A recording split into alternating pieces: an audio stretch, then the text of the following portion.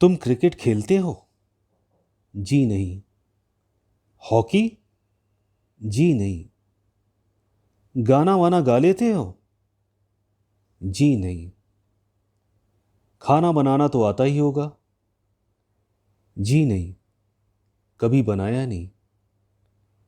तो फिर क्या, कविता करते हो? उस अधिकारी की इस बात को सुनकर सभी को हंसी आ गई, मगर एक बार फिर उन्हें वही जवाब मिला, जी नहीं।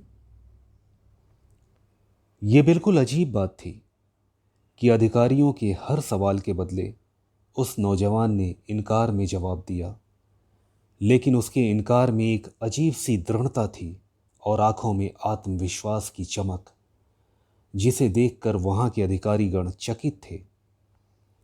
उन्होंने उससे एक आखिरी सवाल पूछा, मंच पर खड़े होकर भीड़ को संबोधित कर सकते हो? ये काम भी मैं नहीं कर पाऊंगा। ओफो, तुम कहाँ से आ गए बाबू? राष्ट्र नवनिर्माण नामक यह संस्था राष्ट्र हित में कार्य करती है और हमें प्रतिभा संपन्न नौजवानों की जरूरत होती है। तुम्हारे पास तो कुछ भी नहीं है। ना तुम अच्छे खिलाड़ी हो, ना अच्छे वक्ता हो, साहित्य और संगीत आदि में भी तुम्हारी कोई रुचि नहीं। कम से कम कुछ लोगों के लिए खाना बना लेने का हुनर भी होता तो भी हम विचार कर सकते थे। क्षमा करना नौजवान, तुम इस संस्था में शामिल होने के योग्य नहीं हो। वह आगंतुक नौजवान उठकर जाने को खड़ा हुआ ही था कि चेयरमैन ने एक आखिरी सवाल पूछा, तुम देश के लिए आखिर क्या कर सकते हो? नौजवान पलटा और दृढ़तापूर्वक बोला, मैं देश के लिए मर सकता हूं।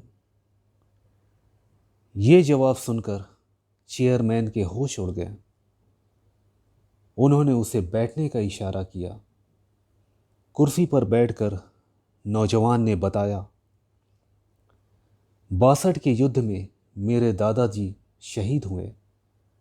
सन 71 में मेरे पिता ने देश के लिए अपने प्राणों की आहुति दी और 1999 में मेरे भाई ने कारगिल की चोटियों को अपने रक्त से लाल किया। सर, हमें क्रिकेट, हॉकी, गीत, संगीत, कविता, भाषण आदि सीखने का मौका ही नहीं मिला और ऐसी सहूलियत भी नसीब नहीं हुई। मैंने अपने परिवार से सिर्फ देश के लिए मरना सीखा है और ये काम मैं बखूबी कर सकता हूँ। सभी अधिकारी गण के साथ चेयरमैन निरुत्तर थे। फिर अचानक वे गर्व के साथ बोले, इस संस्था के लिए तुमसे सुयोग्य कोई और उम्मीदवार नहीं हो सकता।